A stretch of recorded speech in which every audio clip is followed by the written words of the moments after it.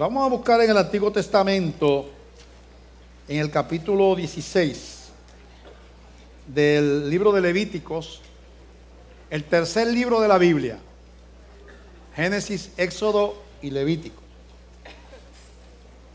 El Levítico es el tercer libro de la Biblia, capítulo 16, Levítico 16. El título del mensaje de hoy es El velo. Y en estos próximos tiempos, esporádicamente, vamos a ir predicando sobre el tabernáculo y el simbolismo de cada una de las cosas que hay aquí, ¿verdad? Hoy vamos a hablar del velo. ¿Qué era el velo? ¿Y dónde estaba ese velo? Realmente habían dos velos. Estaba el primero, que ustedes lo ven aquí, esta cortina, y había uno dentro, que no se ve, por supuesto. En este primer lugar se podía entrar los sacerdotes. Ahí había unas lámparas con 7 puntas, 6 a los lados y una en el medio. Ahí estaba una mesa con panes. Ahí había unas cosas ahí, los panes de la proposición. Y entonces estaba ese velo. Y aquí estaba el lugar santísimo, donde estaba el arca del pacto, y donde no podía entrar nadie que no fuera el sumo sacerdote. Una vez al año, si tenía sangre. El día de la expiación había que hacer un sacrificio, y con esa sangre de ese cordero entrar el sumo sacerdote amarrado por los pies, por si se moría allá adentro nadie podía entrar a sacarlo, había que alarlo. Y ahí, en ese lugar que representaba la presencia de Dios, había una separación entre el hombre pecador y el Dios santo, y ese velo representaba esa separación. Y se podía pasar y llevaba sangre, que ya de ese momento en adelante ya estaba profetizando que esa separación entre un hombre pecador y un Dios santo algún día se iba a romper con la sangre de alguien que iba a morir. En este momento era un animal, pero eventualmente venía alguien que iba a abrir ese velo, iba a permitir que el hombre pecador tuviera comunión y pudiera entrar a la presencia de un Dios santo, ¿verdad? Profetizaba a Jesucristo ese velo que está aquí. Se llamaba el velo de separación, porque separaba, ¿verdad?, lo que era humano, ¿verdad?, aunque había simbolismo de Dios allá, y la presencia de Dios manifestada por esa llama. Entonces estaba el lugar santísimo, y ahí no se podía entrar a menos que no fuera con la sangre de un cordero, a menos que no fuera con la sangre de un cordero. Y eso nos debe de dar una idea de cuán en serio Dios toma, cuánto costó nuestra salvación. Que no había manera de que el hombre pudiera entrar a la presencia de Dios. Usted no podía ir a la gloria de Dios, que viene a representar ese lugar santísimo. Usted no podía entrar a la gloria de Dios porque había un velo que representaba pecado. Y Dios estaba profetizando por medio de esos ritos que algún día ese velo con sangre iba a permitir la entrada de nosotros a la gloria de Dios. Entonces era profético. Todo aquí tiene un simbolismo. El agua del lavacro donde se lavaban los sacerdotes representa la palabra de Dios, del Espíritu, la palabra de Dios, que también representa el verbo, la palabra de Jesucristo. El altar del sacrificio, que representa la cruz del Calvario, la muerte de Jesús. El cordero, que representa a Jesús. El cordero que sacrificaban para tomar la sangre representaba a Jesús, que se le llama el Cordero de Dios por eso, porque Él fue el que dio la sangre. Los sacerdotes, el sumo sacerdote, que también representaba a Jesucristo, el sumo sacerdote de nuestra fe. Todo señalaba hacia una verdad, unas revelaciones espirituales. Y ahí el Levítico 16 dice así, del verso 1 al 6. Habló Jehová a Moisés después, va a ponernos de pie, después de la muerte de los 2 hijos de Aarón, cuando se acercaron delante de Jehová y murieron. Ese versículo 1 lo tenemos que explicar. Habían 2 hijos, habían más hijos de Aarón, pero 2 de ellos, Nadab y Abiú, se acercaron, entraron aquí al lugar santísimo. El día que se iba a hacer la expiación, el sumo sacerdote entraba y encendía el incensario. pero ellos no podían entrar, aunque eran hijos del sumo sacerdote. Y ellos entraron y cayeron muertos ahí, ¿verdad? Porque Dios estaba simbolizando cuán imposible es para entrar a esa comunión con Dios por medios humanos. Tiene que ser en el diseño divino. Y el diseño divino era a través de la sangre y del sumo sacerdote. En el tiempo presente, a través de la sangre de Cristo, que es nuestro sumo sacerdote. No hay manera de entrar a la gloria. Y esos dos hijos murieron. Y dice, después de eso, habló Jehová a Moisés, después de la muerte de los dos hijos de Aarón, cuando se acercaron delante de Jehová y murieron. Y Jehová dijo a Moisés, di a Aarón, tu hermano, que no en todo tiempo entre en el santuario detrás del velo, delante del propiciatorio que está sobre el arca, para que no muera, porque yo apareceré en la nube sobre el propiciatorio. Con esto entrará Aarón en el santuario, con un becerro para expiación y un carnero para holocausto.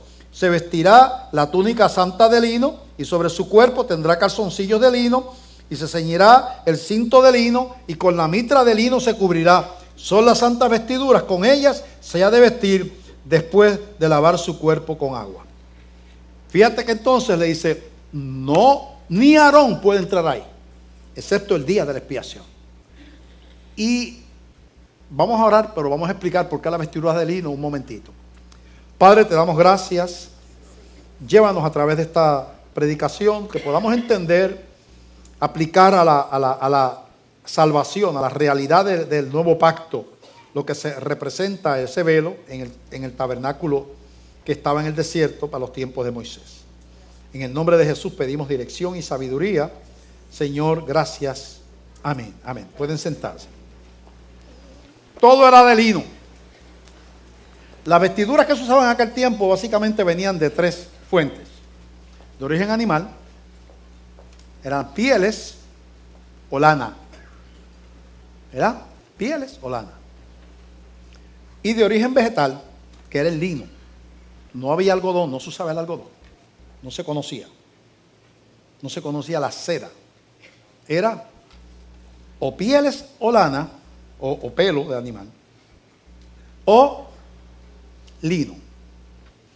El lino no es bueno para cubrir en tiempos de frío. Y en el desierto es, aunque es muy caluroso de día, es bien frío de noche. Así que el Señor, el ir vestido de lino, lo primero que hizo Adán cuando pecó, se cubrió con pieles de animales, dice la Biblia. Y Dios entonces le dice, tú vas a ir vestido de lino, todo de lino, nada de animal, nada de animal. El único que va a haber allí de animal es la sangre del cordero, más nada, ¿verdad? Vas a entrar de esa manera, ok. Y solamente va a entrar Aarón, pero ese día nada más. Ese día nada más. Para que no muera, dice. Para que no muera. Así que ese velo representaba, ese velo que en ese diseño que Dios le dijo a Moisés que hiciera ese tabernáculo en el desierto, era un pueblo nómada, habían salido de la esclavitud, no tenían tierra propia y estuvieron 40 años viviendo en el desierto, moviéndose de un lugar a otro. En tiendas, lo desarmaban y se movían según la llama, se movía a otro lugar. Ellos movían el tabernáculo, lo colocaban debajo de la llama y ahí montaban las tiendas alrededor del tabernáculo. Entonces, todo ese tiempo ellos estuvieron peregrinando, ¿verdad? Por el desierto, peregrinando. Y todo ese tiempo tuvieron que estar siguiendo las instrucciones de ese sacrificio anual, el día de la expiación, anunciando que algún día, y después de eso tiempo, para el tiempo de Cristo todavía se hacía ese sacrificio en el templo que estaba construido en el momento de Jesús, templo de Herodes, ¿verdad? Así es que hay un simbolismo en eso que tenemos que entender, de eso es que vamos a ver. Ese acto de Dios representar eso y permitir que se entrara allí con esa sangre de ese cordero, ya era un acto de gracia en el Antiguo Testamento. Dios le estaba dando a ese pueblo una manera de canalizar los pecados de una manera simbólica, porque Cristo no había muerto todavía, pero le daba un mecanismo por el cual todos los años había que ir a presentar los pecados. No era como ahora que usted le entrega su vida a Cristo y es cristiano para toda la vida, aunque usted sigue confesando pecados a Jesús, pero no es para salvación. Los cristianos somos imperfectos y aunque amemos a Jesús profundamente, siempre va a haber cosas en la vida de nosotros que tenemos que pedirle perdón al Señor, pero no nos descristianizamos en el proceso. Somos hijos de Dios, pasamos de muerte a vida. El problema de aquí es que no podían tener la vida porque Cristo no había muerto. El dador de la vida es Cristo. Y ellos no podían recibir la vida y la vida eterna y esas cosas, y el perdón de los pecados, con un sacrificio perfecto, porque no había un sacrificio perfecto, era un sacrificio simbólico. Y tenían que estar año tras año, año tras año, año tras año, por la misma imperfección del sacrificio. Había que repetirlo constantemente porque era más bien una sombra de lo que había de venir. Era una profecía, era un símbolo, ¿verdad? Ok, la llama que estaba aquí, separando la parte del velo, acá entraban los sacerdotes todo el tiempo, pero aquí solamente el sumo sacerdote, aquí había la otra cortina aquí, ¿verdad? Totalmente cerrada, no se veía nada para acá. Esta llama y esa arca del pacto representaban la presencia y la santidad de Dios. La santidad de Dios. Y Dios era tan estricto en guardar eso, y por eso murieron los hijos de Aarón. Dios era tan estricto en esa dirección porque Dios quería señalarnos, todavía lo quiere hacer, lo grande que es, lo grande que fue lo que se rompió. Lo grande que es que usted y yo podamos entrar hoy a la presencia de Dios siendo pecadores igual que eran ellos, pero lavados con la sangre de Cristo. ¿Cómo con esa sangre? Así como aquel sacerdote entraba allí ese día y no caía muerto, como nosotros ahora todos los días de la vida, por ser cristianos, por haberle entregado la vida a Cristo, podemos entrar al lugar santísimo, hablar con Dios, tener comunión con Dios, llamarnos hijos de Dios, tener al Espíritu Santo morando en nosotros. Todo eso porque alguien rompió la maldición del velo y abrió un camino de salvación para nosotros. Alguien que nos amó tanto que tomó nuestro lugar y pagó nuestra culpa en una cruz.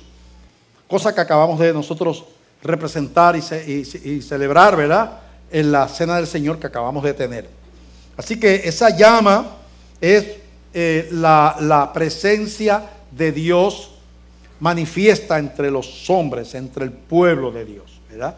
Ahora, esa llama, el día de Pentecostés, cuando Cristo muere y resucita y la iglesia se reúne a esperar la venida del Espíritu Santo, dice que cuando estaban reunidos, de momento vino el Espíritu Santo en forma de un estruendo y un viento recio, y dice, y llamas de a fuego se le aparecieron repartidas sobre la cabeza de los 120 cristianos aproximadamente que habían allí reunidos esperando ese primer momento en que el Espíritu Santo iba a venir sobre la iglesia después de la muerte y resurrección de Cristo. Y la manera en que vino fue simbolizada con una llamita sobre la cabeza de cada uno, 120 llamitas. Usted veía 119, porque la que tenía arriba usted no la podía ver, la suya. Usted veía 119 llamitas, si usted hubiera estado allí. Representando eso, que ahora el templo ya no era un templo hecho de manos, simbólico, que el templo somos nosotros, y que el Espíritu Santo que estaba representado en esa llama y la presencia de Dios, ahora en ese momento, de ahí en adelante, está representada en nosotros mismos, con la presencia de esa llamita sobre la cabeza, queriendo decir, ustedes son mi templo de ahora en adelante, y el Espíritu Santo que moraba en aquel lugar inaccesible, ahora mora en vosotros. Y eso nos debe dar un agradecimiento bien grande, una alegría bien grande, pero al mismo tiempo una reverencia y un temor de Dios. Porque Dios no es menos santo ahora que cuando se manifestaba ahí en ese lugar. Es el mismo Dios de siempre. Por eso no podemos tomar nuestra salvación a la ligera, porque somos templo del Espíritu Santo de Dios. Así que cuando nosotros hubiéramos entrado ahí, que usted hubiera sido un israelita, ay, yo quiero ver qué es lo que hay allá adentro, deja ver, ¿verdad? Y vete por aquí y voy allá, o cualquiera de esos sacerdotes que no fuera, deja ver qué es lo que hay ahí detrás, ¡bum!, muerto. Y Dios quería, ¿por qué Dios era tan estricto? Dios quería decir, lo que se va a pagar por ustedes no es poca cosa. Ustedes no dan el grado para estar aquí. Yo soy demasiado santo para ustedes. Ustedes no pueden aguantar mi gloria. Yo no puedo estar en comunión con lo inmundo, porque yo soy santo. Pero por la gracia de Dios, yo voy a abrir un camino para que ustedes pecadores puedan entrar y tener comunión conmigo y ser contados como mi familia por medio de un sacrificio, de un cordero llamado Jesús, el Cordero de Dios que quita el pecado del mundo. Y hay que entender eso, hay que entender ese velo, lo que representa, ¿verdad? Lo que representa ese velo. Dios había echado en Génesis, el primer libro de la Biblia, capítulo 3, verso 21, 22 en adelante, dice: y dijo Jehová Dios, Génesis 3, 22, he aquí el hombre es como uno de nosotros, sabiendo el bien y el mal.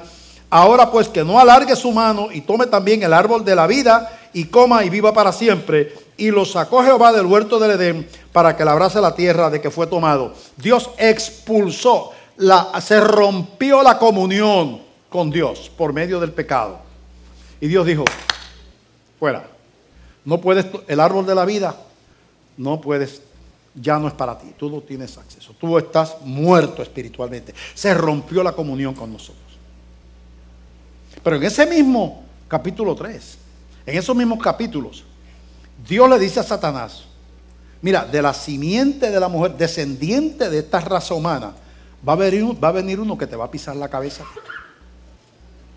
Ahí mismo, Dios está profetizando a Cristo. Satanás, mira, serpiente, va a venir uno descendiente de seres humanos. Un humano. Tú eres un ángel eras un ángel de gran luz y bien poderoso, se llama Lucifer, ángel de gran luz. Eres poderosísimo, pero yo tengo sorpresa para ti. Tú has destruido esta comunión y un humano va a venir a restablecerla. Estaba hablando de Jesucristo, ya profetizado en el principio de la Escritura. Y entonces vemos cómo ese lugar inaccesible se hace accesible por causa de Cristo. Usted y yo ya tenemos el beneficio de que ese velo se abrió, se rompió, y usted y yo podemos entrar a la presencia. Es cuestión de que usted ejerza la fe, es cuestión de que usted doblegue su orgullo, es cuestión de que reconozca usted que es pecador, es cuestión de que usted reconozca que necesita perdón y salvación, y que usted humildemente le invite al Señor a entrar a su corazón y a su vida, y le dé su vida al Señor y le entregue su corazón. Y dice la Biblia que al que recibe a Cristo, Él le da la potestad de ser hecho hijo de Dios. Entonces, en Romanos 3, 21 en adelante, lo dice de la siguiente manera, y leemos Romanos 3, 21, donde dice: pero ahora, Romanos 3, 21, aparte de la ley, se ha manifestado la justicia de Dios, testificada por la ley y por los profetas. Aparte de aquello que se estableció en los tiempos de Moisés, que se llama la ley, todas esas fiestas y todo eso se llama la ley. Aparte de aquello, o sea, de otra manera diferente, no siguiendo la ley de Moisés, sino de otra manera, se ha manifestado la justicia de Dios testificada por la ley y por los profetas. La justicia de Dios por medio de la fe en Jesucristo para todos los que creen en Él, porque no hay diferencia. Así que ya no es cuestión de becerro, ya no es cuestión de rito, ahora es por Cristo, ¿verdad? Dice: por cuanto todos pecaron y están destituidos de la gloria de Dios. ¿Cuántos pecaron? Todos. ¿Quiénes están destituidos de la gloria de Dios? Todos. Judíos, no judíos, ancianos, jóvenes, gente decente, gente que no tiene vicios, gente que es buen padre, gente que es una madre responsable, gente que son gente de familia. Si no, están como destituidos de la gloria de Dios. Todos somos pecadores. Eso es bien importante entenderlo. La universalidad, la total depravación del hombre, la universalidad del pecado. El pecado, dice la Biblia, entró por un hombre al mundo y por ese hombre pasó a todos los hombres. Para usted ser contado como pecador no tiene que hacer nada, solamente haber nacido en esta tierra, y ya usted lleva la semilla y la sentencia de la muerte espiritual sobre su cabeza. Y dice: la justicia de Dios por medio de la fe en Jesucristo para todos los que creen en Él, porque no hay diferencia, por cuanto todos pecaron, están destituidos de la gloria de Dios, siendo justificados gratuitamente. ¿Cómo somos justificados? Gratuitamente. Usted no tiene que subirse una cruz, usted no lo tienen que clavar en una cruz, usted no le tienen que poner corona de espina, usted no tiene que darle azotes, usted no tiene que ponerle clavos en las manos y los pies. Ya alguien lo hizo por usted. alguien le dio, lo que le dio una puerta. Usted lo que le da es una puerta. Y esa puerta, lo único que impide que la falle, que usted entre por ahí es la fe. Está abierta, pero no se pasa por esa puerta si no es por la fe. La salvación es por gracia, por medio de la fe. Puede estar la puerta abierta, pero si usted no quiere entrar, no le gusta, no le interesa, cree que yo estoy loco cuando predico esto, pues usted no entra por la puerta y usted no recibe el beneficio de lo que pasó en la cruz del Calvario. ¿Ve? Tiene que haber. Dice,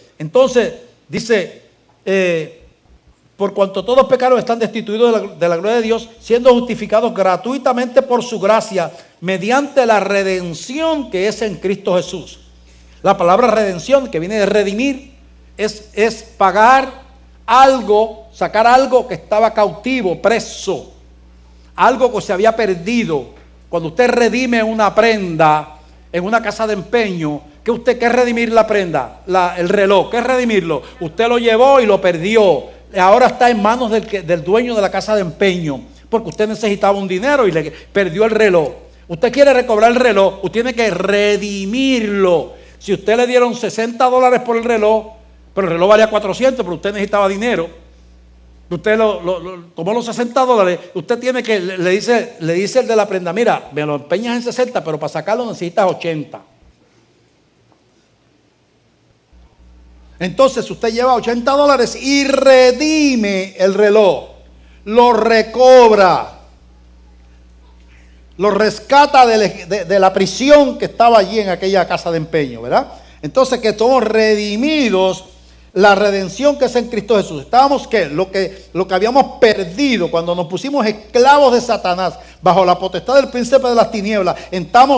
Nos empeñamos nosotros mismos con el diablo cuando decidimos desobedecer a Dios y obedecer las sugerencias del diablo. Caímos bajo su soberanía y Él es el príncipe de este mundo. Y la sangre de Cristo paga el precio para sacarlo de la prisión y volverlo a regresar al dueño original. Eso se llama redención. Mediante la redención que es en Cristo Jesús, al cual Dios puso como en propiciación. Se llamaba el propiciatorio, donde estaba el arca del pacto y donde se derramaba la sangre. Y está utilizando la palabra propiciación. Dios puso a Cristo en propiciación por la fe en su sangre, para manifestación de su justicia, a causa de haber pasado por alto en su paciencia los pecados pasados, con la mira de manifestar su justicia en este tiempo, para que Él sea el justo, Él, y el que justifica al que es el de la fe de Jesús. El justo es Él. Yo soy justificado. Son dos términos que no quiere decir lo mismo. Un justo es uno que no tiene pecado. Él es justo porque no tiene pecado. Yo soy justificado, no justo, porque nosotros no somos perfectos. Justificado quiere decir alguien a quien los pecados le son imputados a otro y la justicia de otro le es imputada a él. Cuando yo le doy mi vida a Cristo hay un intercambio. Señor, toma mis pecados, perdóname.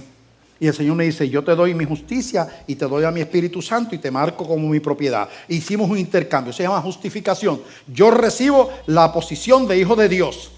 Y de ahí en adelante, cuando fallo, le confieso mis pecados al Señor, pero soy hijo de Dios porque hubo un intercambio. Yo le di mi fe y le di mi corazón y le di mi arrepentimiento y Él me devolvió salvación, vida eterna y me dio a la persona del Espíritu Santo para que esté conmigo para siempre, para el resto de la eternidad, ¿verdad? Para que camine con Él por toda la tierra. Y eso estamos hablando, ese intercambio se llama justificación. Así que Dios se ingenia, Dios en su sabiduría hace algo que sería, que no podías, que era un imposible. Era un imposible que un hombre pecador pudiera tener comunión y habitar en la gloria llena de ángeles y mirar rostro en la cara a cara al Señor. Era imposible. Y Dios lo representa con un velo. Ese velo se le puede poner el velo de la imposibilidad. Es imposible que un hombre pecador tenga comunión con un Dios santo. El velo del pecado, de la imposibilidad. Y ese es el velo que Cristo rompe. Hay que entender esto, ¿verdad? El día que Jesús muere, vamos a mirar a Marcos capítulo 5. Marcos, ahora estamos en los evangelios. Marcos capítulo 15. Marcos 15, del verso 33 al 38, está hablando de los últimos momentos de Jesucristo, cuando está ya agonizando en la cruz. Mira qué interesante este pasaje. Fíjate, yo quiero que tú le sigas la pista a lo que estamos hablando, para que tú entiendas lo que quiere decir el velo. Había un templo allí, no era este templo, ya ellos no estaban en el desierto, ya están en Jerusalén, se ha construido un templo, pero allí también estaba el velo y estaban todas las cosas que había, ¿verdad? Donde no se podía entrar, donde se iba a hacer la expiación, se sacrificaban los corderos para el tiempo de Jesús, todo eso se hacía todavía. Y dice ahí en Marcos capítulo 15, del verso 33, que Jesús está en la cruz, dice: cuando vino la hora sexta, que son las 12 del mediodía, ¿verdad? La hora primera son las 6 de la mañana, cuando los judíos empezaban el día para ellos. La hora tercera era las 9 de la mañana, la hora sexta, las 12 del mediodía, la hora novena, las 3 de la tarde, y la hora duodécima, que era cuando ellos terminaban el día, las 6 de la tarde. Así que era la hora sexta, era que el mediodía. Cuando vino la hora sexta, hubo tinieblas sobre toda la tierra hasta la hora novena, que fue cuando murió Jesús, a las 3 de la tarde. Y a la hora novena, Jesús clamó a gran voz diciendo: Eloi, Eloi, lama sabactani, que traducido es: Dios mío, ¿por qué me has desamparado? Y algunos de los que estaban allí decían al oírlo: mirad, llama a Elías. Y corrió uno y, empapando una esponja en vinagre y poniéndola en una caña, le dio a beber diciendo: dejad, veamos si viene Elías a bajarle. Se estaban burlando de Jesús en ese momento. Mas Jesús, dando una gran voz, expiró. A la hora novena, Jesús gritó y murió. Entonces, mira este verso. Entonces el velo del templo se rasgó en dos, de arriba abajo. Todo aquel velo que por siglos y siglos y siglos los israelitas estuvieron, que solamente el sumo sacerdote lo podía cruzar, pasar, porque representaba la santidad de Dios, y todo lo que hemos estudiado sobre el velo. En el momento en que Jesús muere, aquel velo que representaba la imposibilidad, la separación, que un hombre pecador pudiera tener comunión con un Dios santo, eso que representaba eso, de momento se rasga, pero no de abajo para arriba, como lo hubiera rasgado un humano, ¿verdad? Porque si el velo llegaba allá arriba y yo estoy acá abajo, pues yo quiero rasgar el velo, lo tomo por la parte de abajo y lo abro, ¿verdad? A menos que pusiera una escalera, ¿verdad? Pero dice que se rasgó de arriba para abajo. ¿Quién rasgó el velo? Dios.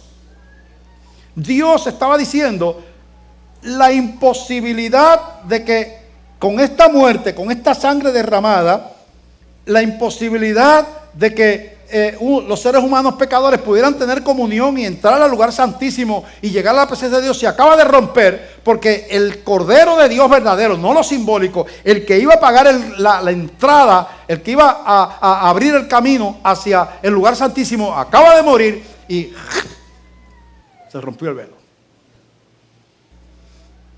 Hay que entender esto, porque están escritos ahí. Usted lee estos versos y si no tiene una explicación como la que yo le he dado, usted lo lee y sigue leyendo y no se da cuenta que ese simple verso, cuando Jesús expiró, el velo del templo, que representaba la separación, el pecado que nos hacía inaccesibles, que hacía a Dios inaccesible para nosotros, en ese momento se estaba abriendo un camino para que nosotros pudiéramos entrar y tener comunión con Dios por medio de la sangre de Jesucristo. En las epístolas, en las cartas, redondea el concepto. En el libro a los Hebreos,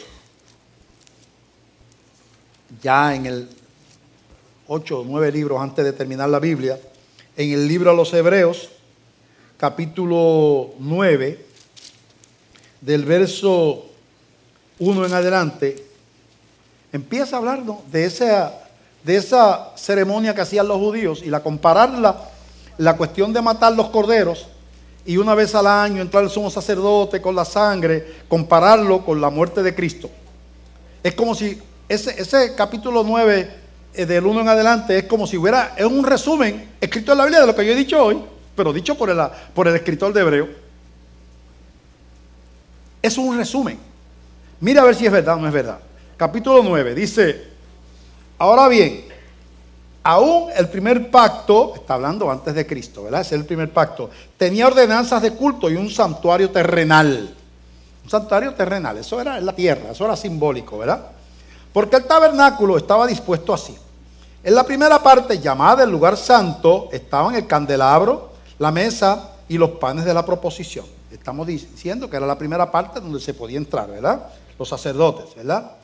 Y tras el segundo velo estaba la parte del tabernáculo llamada el lugar santísimo, el cual tenía un incensario de oro y el arca del pacto cubierta de oro por todas partes, en la que estaba una urna de oro que contenía el maná, la vara de Aarón que reverdeció y las tablas de la ley, las tablas del pacto.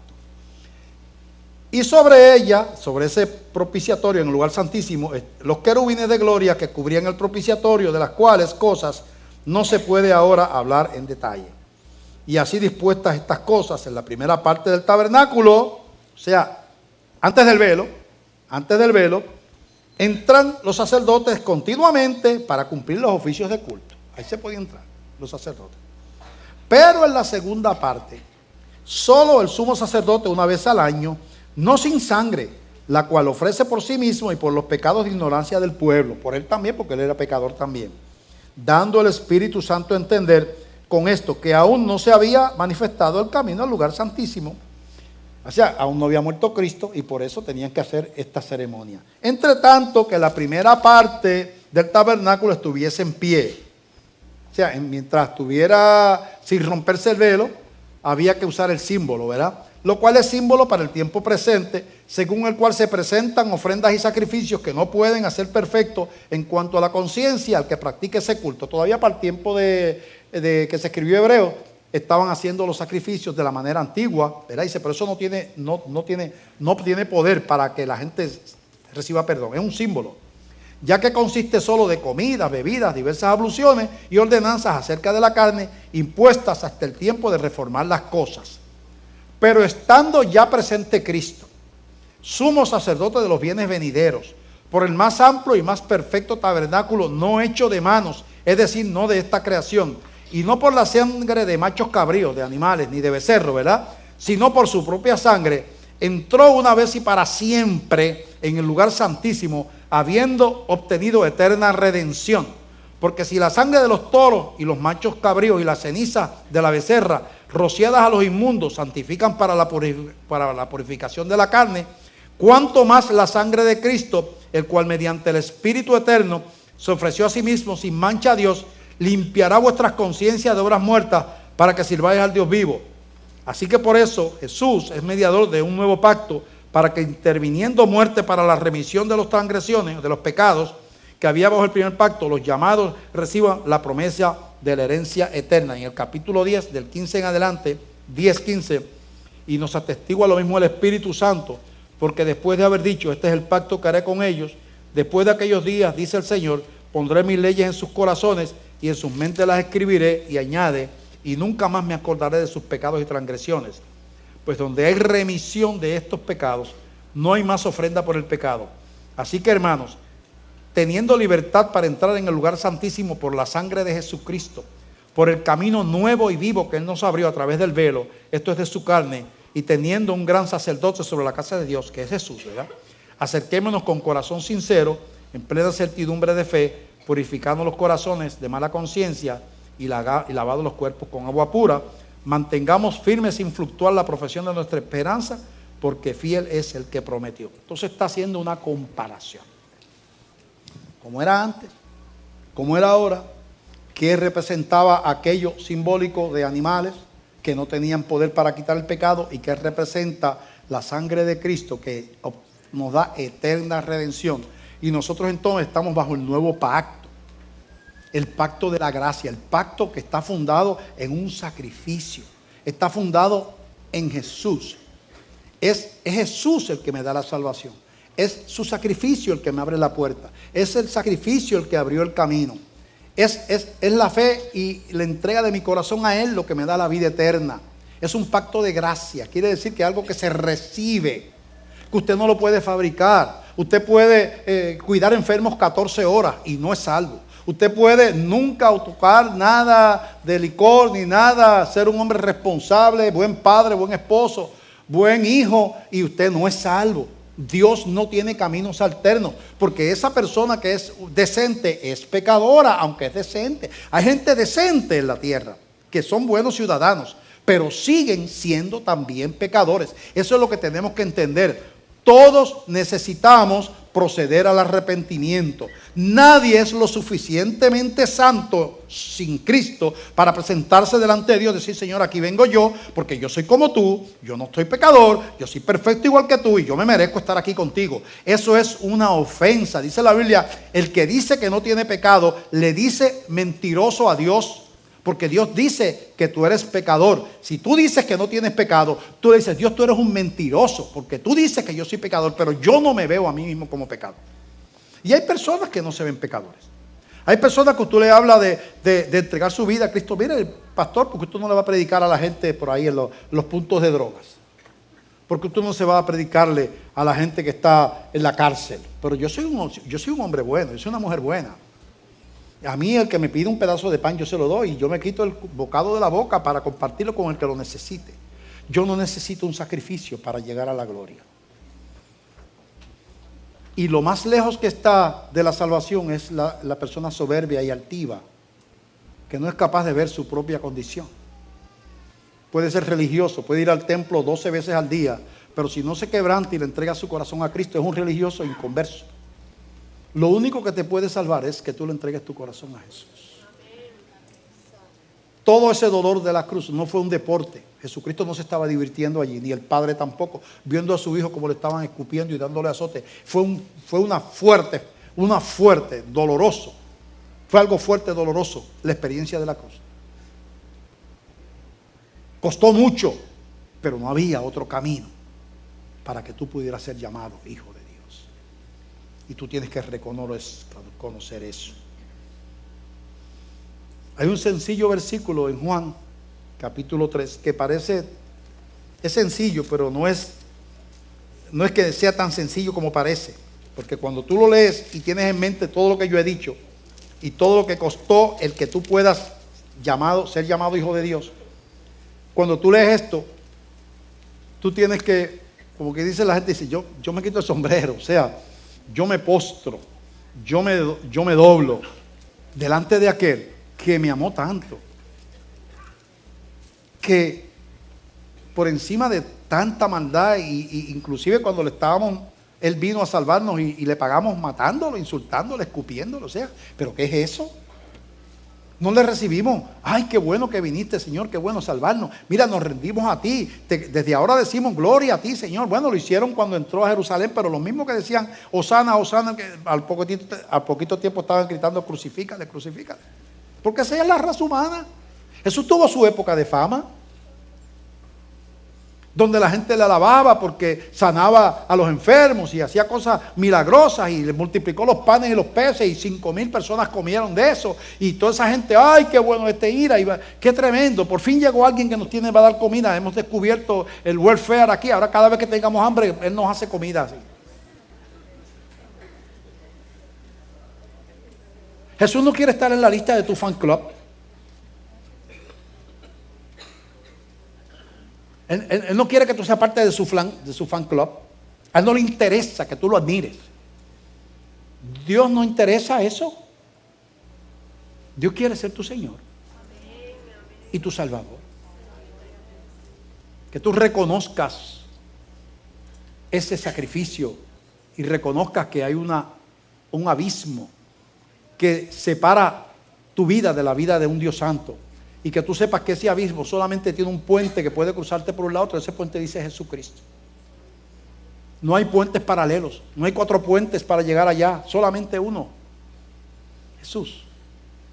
Y Juan 3:16, que es el versículo que estoy hablando, lo voy a leer con calma, porque medita bien lo que dice aquí. Porque de tal manera, no dice, no hay palabra, no hay adjetivo, no dice una manera grande, dice de tal manera, porque no hay palabras en el idioma, en ningún idioma del mundo, en todos los idiomas dice así: porque de tal manera amó Dios al mundo.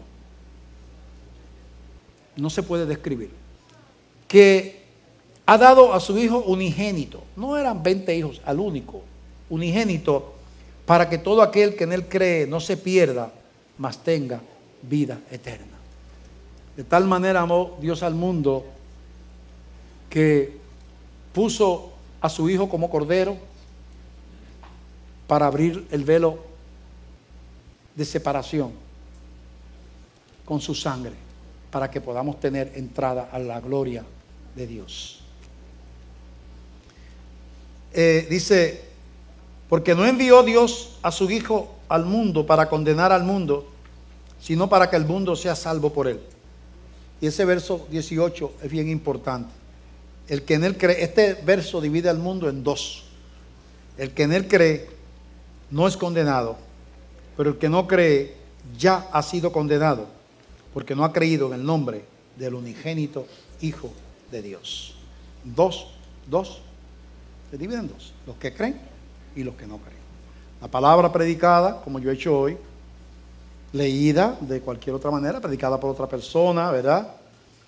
La convicción del Espíritu Santo que le pone a usted, ¿verdad? Eso vacío, de alguna manera le dice que existe algo sobrenatural.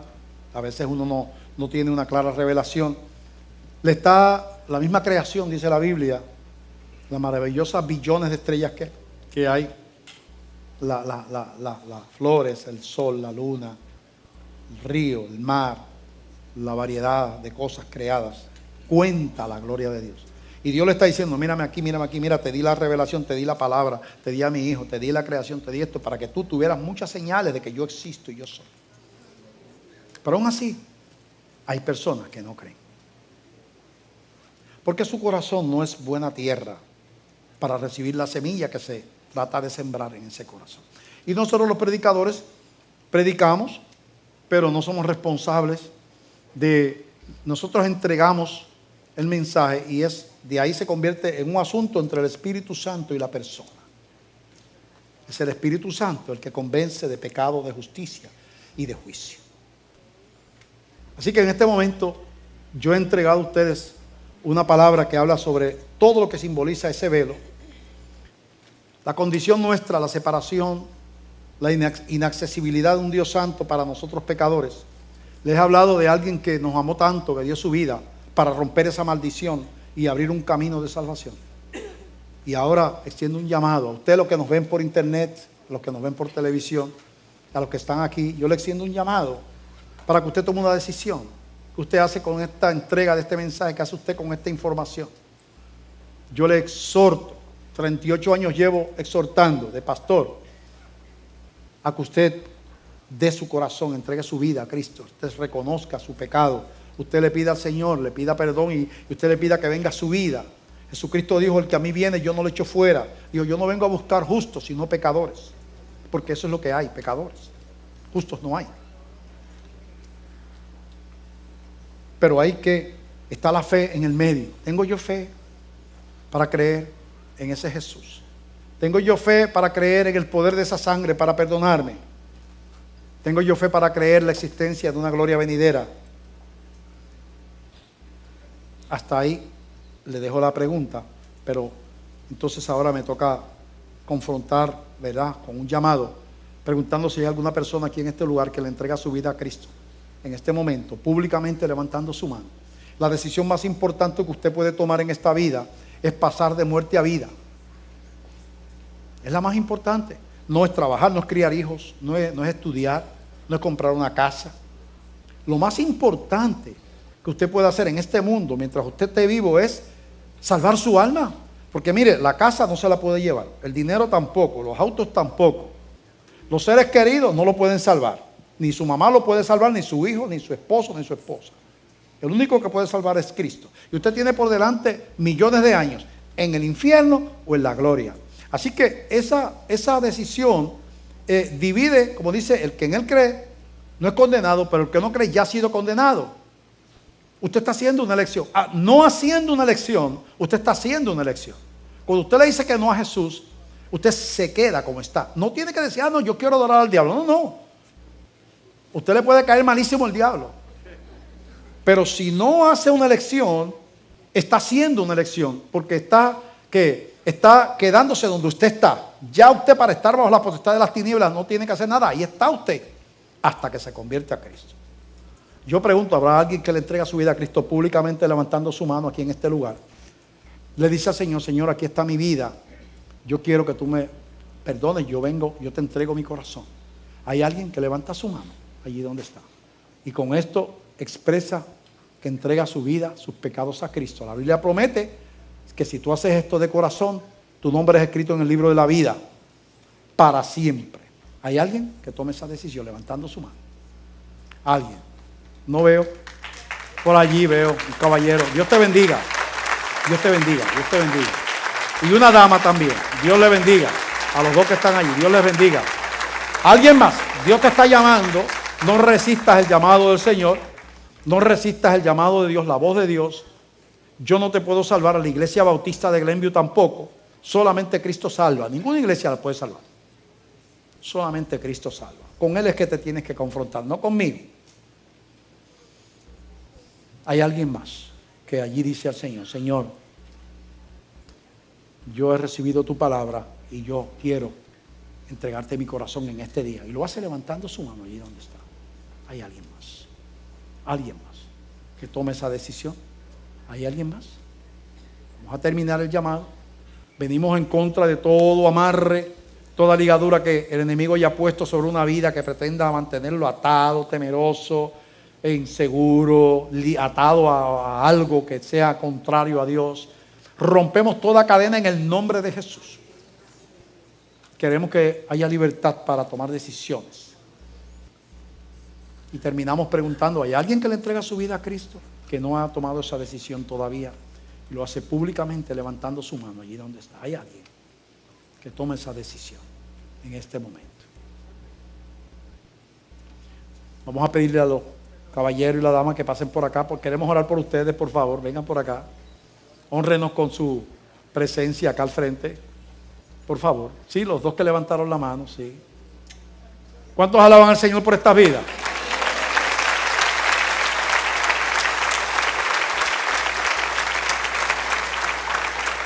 Dios es. ¿Hay alguna persona que ha estado apartada? En lo que ellos llegan acá, ¿hay alguien que ha estado apartado del Señor, que ya es cristiano, y hoy le dice: Señor, yo quiero reconciliar mi vida contigo, te pido perdón por mi alejamiento, ¿verdad? Mi descuido, lo que sea, y yo quiero, Señor, renovar mi voto que una vez yo hice. Yo sé que yo soy tu hijo, pero he estado alejado, he tomado decisiones equivocadas. Y hay alguien que hoy reconcilia su vida con Dios, lo hace levantando la mano allí donde está. Hay alguien. ¿Hay alguna persona? Por allá atrás veo un caballero que levanta la mano. Puede bajar, caballero. ¿Alguien más? ¿Alguien más allí donde está? ¿Alguien más allí donde está? Levanta su mano y dice: Señor, yo no quiero seguir caminando así. Señor, hay un vacío que solamente lo puedes llenar tú. Y Señor, yo quiero reconocer eso. Ok. Él va a bajar hasta acá, ¿verdad? Para que oremos por él. Yo espero, ¿verdad?, que baje hasta acá para que oremos por él. Y entonces vamos a ponernos de pie y vamos a despedirnos en el nombre del Señor.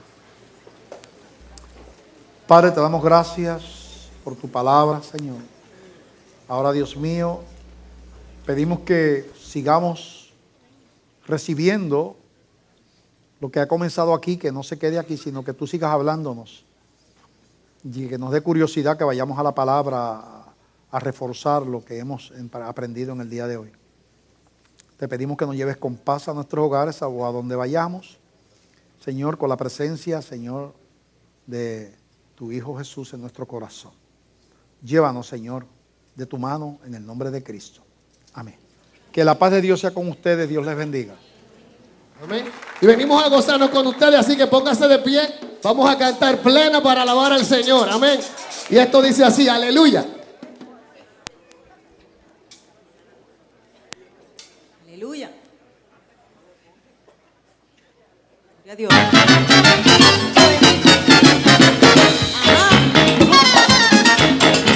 Aleluya.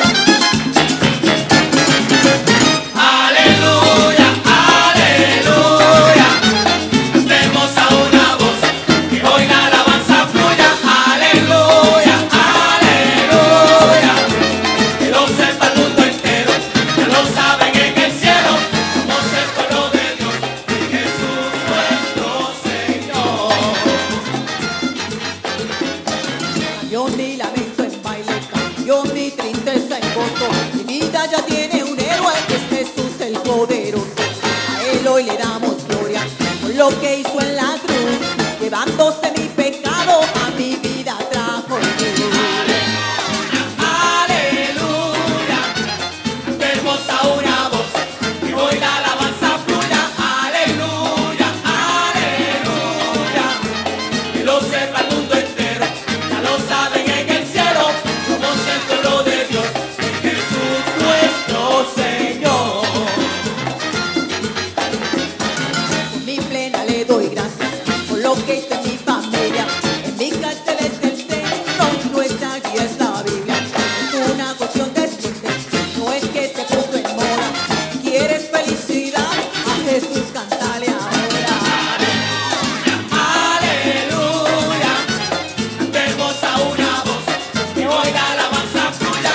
Aleluya, aleluya, que lo sepa el mundo entero, ya lo saben en el cielo, somos el pueblo de Dios, Jesús nuestro Señor, Jesús nuestro Señor, Jesús nuestro Señor, Jesús nuestro Señor, Jesús nuestro Señor. Aleluya, aleluya, Con este pandero, esto es plena vida, de que Manatí pone. aleluya, Y nos venimos a gozar con ustedes. Aleluya. Gloria a ti, Jesús. Aleluya. Gózalo. Cántalo, mi hermano. Un aleluya para Cristo. Yeah.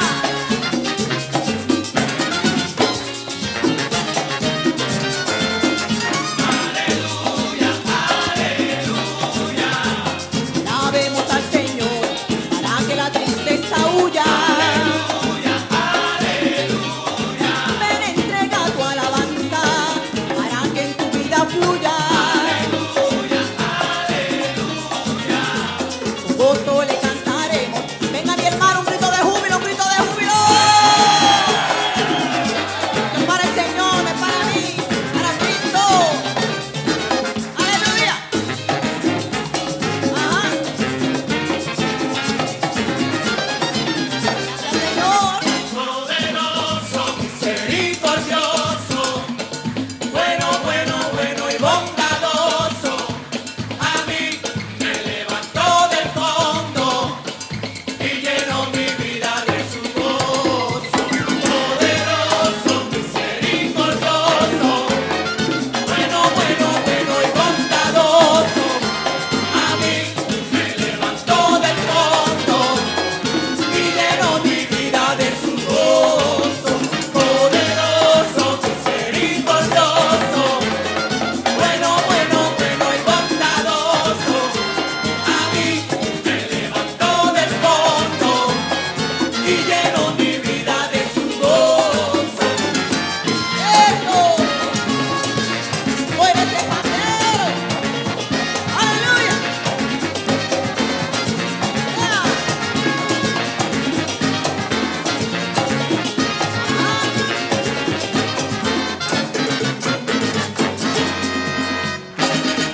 Aleluya. Alaba a tu Dios, gózate en el Señor. Aleluya.